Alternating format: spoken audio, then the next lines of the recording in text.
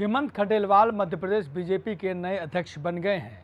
कुछ लोगों को ये नाम चौंकाने वाला लग सकता है क्योंकि अध्यक्ष पद की रेस में कई और नाम भी थे, जिसमें सबसे अधिक चर्चा हो रही थी नरोत्तम मिश्रा की, क्योंकि एक समय में नरोत्तम मिश्रा का नाम इस पद के लिए सबसे आगे चलता हुआ दिखाई दे रहा था।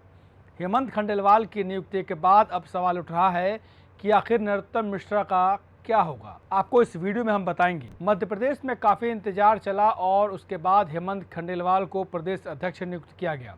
हेमंत खंडेलवाल बैतूल से विधायक हैं, सांसद रह चुके हैं और बीजेपी के काफ़ी वरिष्ठ नेता माने जाते हैं। इससे पहले मध्य प्रदेश के कई दिग्गज नेताओं के नाम प्रदेश बीजेपी अध्यक्ष की सीट के लिए, इस पद के लिए चलता हुआ दिखाई दिया था।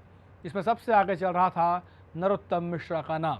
नरोत्तम मिश्रा जो कि मध्य प्रदेश के काफ़ी दिग्गज नेता हैं, ब्राह्मण समुदाय से आते हैं। इतना ही नहीं, दतिया से विधायक रह चुके हैं। शिवराज सिंह चौहान में कैबिनेट मंत्री भी थे, लेकिन 2023 में विधानसभा चुनाव हार गए।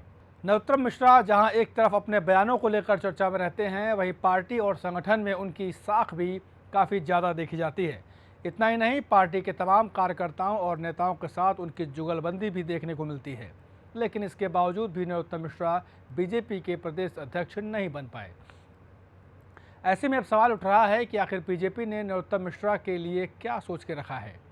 साल 2023 में हुए विधानसभा चुनाव में जब दतिया सीट से नरोत्तम मिश्रा चुनाव हार गए थे, उसके बाद राज्यसभा के लिए नरोत्तम मिश्रा का नाम सबसे आगे चलता हुआ दिखाई दे रहा था, लेकिन राज्यसभा भी बीजेपी के द्वारा उन्हें नहीं भेजा गया। वहीं 2024 के लोकसभा चुनाव में भी कयास लगे थे कि नरोत्तम मिश्रा को लोकसभा चुनाव लड़ाया जा सकता है, लेकिन तब भी ऐसा होता नहीं दिखाई दिया, जिसके बाद बारी आए बीजेपी प्रदेश अध्यक्ष की। हालांकि नरोत्तम मिश्रा का नाम तीनों बार लिस्ट में सबसे आगे चलता हुआ दिखाई दिया, लेकिन ऐसा कुछ हुआ नहीं। ऐसे में माना जा रहा है कि आने वाले वक्त में बीजेपी नरोत्तम मिश्रा को संगठन में कोई बड़ी जिम्मेदारी दे सकती है। माना यह भी जा रहा है कि कई राज्यों में चुनाव होने वाले हैं। ऐसे में बीजेपी दूसरे राज्यों की जिम्मेदारी भी नरोत्तम मिश्रा के कंधों पर डाल सकती है। भले ही नरोत्तम मिश्रा को कोई पद नहीं मिला हो या फिर भी कोई बड़ी जिम्मेदारी बीजेपी या संगठन में मिलती हुई दिखाई नहीं हो, लेकिन उनका कद पार्टी में बढ़ा हुआ ही दिखाई देता है। हाल ही में चाहे अमित शाह का दौरा हो या फिर पीएम नरेंद्र मोदी का दौरा, सभी दौरों में नरोत्तम मिश्रा फ्रंट लाइन में दिखाई पड़े थे। मंच पर उनका जोरदार भाषण भी काफ़ी वायरल हुआ था।